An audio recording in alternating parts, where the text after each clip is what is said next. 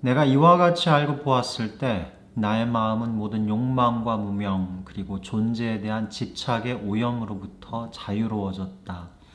그렇게 자유를 성취하니 거기에 자유를 얻었다는 알미 찾아왔다.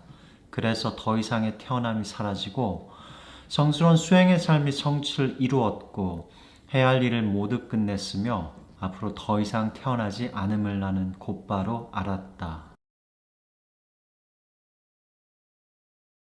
이 팔상도는 부처님 삶의 결정적 순간들을 8장의 그림으로 나누어 보여주죠. 이번 영상에서는 팔상도의 6번째 그림 수아악마상을 통해 이 왕자의 지위를 내던지고 출가한 고타마 시타르타가 이 7년여의 긴 노력 끝에 결국 어떻게 깨달음을 이루어 부처가 되었는지에 대해 살펴보겠습니다. 이 수아악마상의 말 그대로의 의미는 수아, 즉 나무 아래에서 항마, 마왕 파순을 항복시키는 모습이라는 뜻이죠. 이 사찰 건물 벽면에 그려진 수많은 수화 항마상 그림에는 이 나무 아래 부처님께서 앉아 계시고 그 앞 혹은 주위에 이 세 명의 육감적인 여인들이 보통 그려져 있습니다. 이 보리수 나무 아래 앉아 계신 부처님은 이 광배, 즉 원 모양의 둥근 빛내림을 이 머리 뒤에 하고 계시고 그 앞에 혹은 주위에 서 있는 이 세 명의 여인은 이 부처님의 깨달음을 막으려 이 마왕 파순이 보냈다 하죠. 불교에서는 보통 이 마왕 파순을 이 죽음 혹은 인간의 고통스러운 실존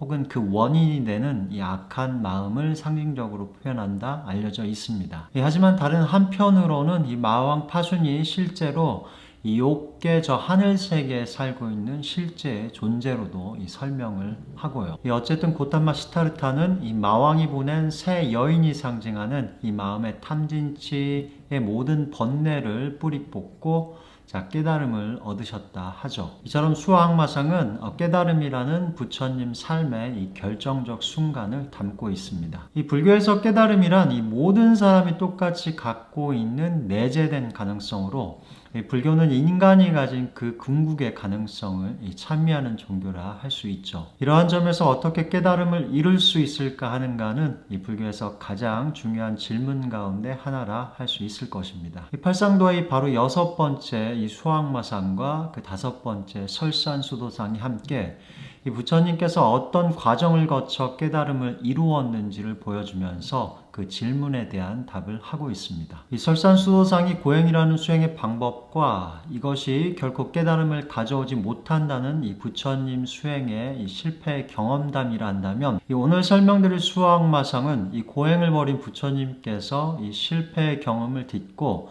어떻게 바른 수행을 발견하신 후 이 깨달음에 이르셨는가에 관한 이야기입니다. 그럼 먼저 부처님께서는 어떤 이유로 이 고행이라는 수행의 방법이 결코 깨달음을 가져오지 못한다는 결론에 이르셨는지에 대해서 살펴보겠습니다. 부처님 당시 많은 수행자들은 이 고행이 이 부정한 업으로 나타난 몸과 마음을 청정하게 하여 이 깨달음을 가져온다 생각하였습니다. 그 믿음을 바탕으로 이 끊임없이 자신의 육체 스스로 고통을 가하는 고행을 행하며 이 욕망뿐만 아니라 이 자연스러운 인간의 모든 욕구를 부정하게 됩니다. 경전에서 부처님께서는 당신이 했던 고행에 대하여 이 세상 어떤 수행자보다 더 철저히 그리고 지독하게 했다 이 말씀을 하십니다. 그렇게 지독하게 오랜 시간을 그렇게 고행을 했지만 그것이 아무런 결과를 가져오지 않자 그것이 잘못된 방법이라 이 판단을 하시게 되죠. 이렇게 판단을 하신 근거는 이 부처님 출가의 궁극적 목적은 깨달음을 통한 이 고통의 해결이었고 이 고행이라는 수행의 방법이 이 고통의 소멸이라는 결과와는 정반대로 이 고통을 계속되게 만든다는 확인이었습니다. 다시 말해서 수행을 하면 고통이 줄어들어야 하는데 이 정반대로 이 고행을 하면 할수록 이 정신과 육체의 고통이 늘어난다는 사실이었습니다. 자, 그런 반성이 있은 후 고타마 시타르타는 깨달음에 이르는 다른 길이 없을까 생각을 하게 되죠. 이 과거 미래 그리고 현재 어떤 바라문과 수행자들이 정진을 통해 지독한 고통을 경험한다 해도 내가 한 고행이 가장 지독한 것이고 이보다 더한 것은 없다. 그러나 이러한 극심한 고행에 의해 출세간의 상태와 고귀한 성인이 갖는 특별한 지혜의 안목을 얻지 못했다.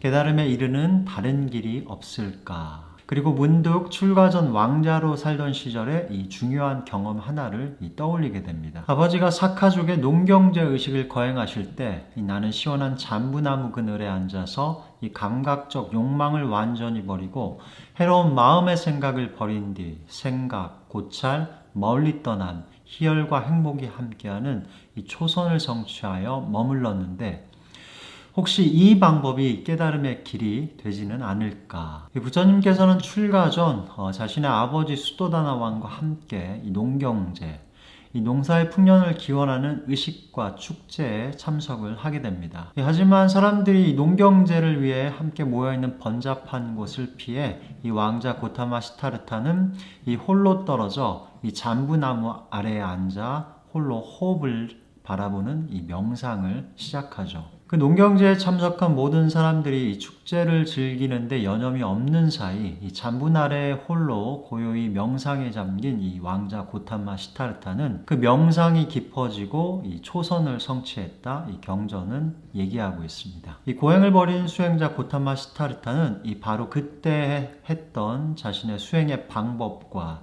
그 선정의 체험을 떠올리게 되죠. 그리고 그때의 경험에 비추어 이 감각적 욕망 그리고 좋지 않은 마음의 상태와도 전혀 상관이 없는데 그것을 왜 내가 두려워할까라고 생각을 하시죠. 여기서 한 가지 주목할 사실은 이 부처님께서는 이 출가 전에 어떤 계기를 통해 이미 벌써 이 어느 정도의 수행의 경험과 그 성취의 경험을 가지고 있었던 사실이 아닐까 합니다. 자, 아무튼 그렇게 새로운 길을 찾은 고타마 시타르타는 이 고행으로 만신창이가 된 몸으로는 이 잘못된 욕망과 전혀 관계없는 이 순수한 행복을 얻기가 어렵다 생각을 하고 이 밥과 죽 등의 이 제대로 된 음식을 받아먹기 시작을 하죠. 그러자 한때 고행을 같이 하며 이 고타마 시타르타에게 큰 기대를 가지고 있던 동료 수행자들은 그가 타락을 했다 생각을 하고 다른 곳으로 길을 떠납니다. 그 기력을 회복한 고타마 시타르타는 그렇게 새롭게 찾은 수행의 방법에 적합한 장소를 찾아 나섭니다. 이 땅은 평화롭고 상쾌하다. 유유히 흐르는 강은 맑고 주변은 아름답고 근처에 탁발할 마을이 있다.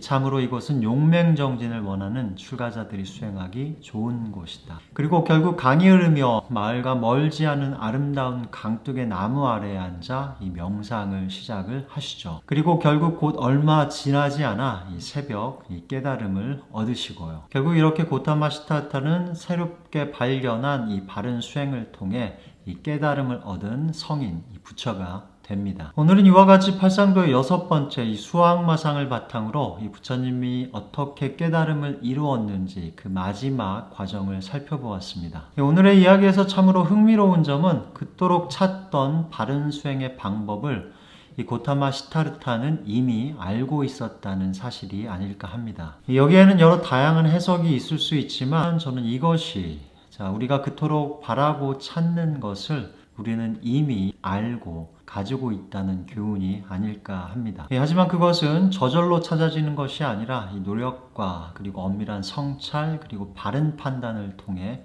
발견할 수 있는 것일 테고요. 비록 고행이 잘못된 수행이기는 하지만 이 고행에 소중한 경험이 없었다면 이 고타마 시타르타는 자신의 가졌던 이 과거의 소중한 경험을 되살리기가 힘들지 않았을까 생각을 합니다. 오늘 영상을 보신 모든 분들이 항상 고통 없이 편안하고 행복하시기를 바라겠습니다.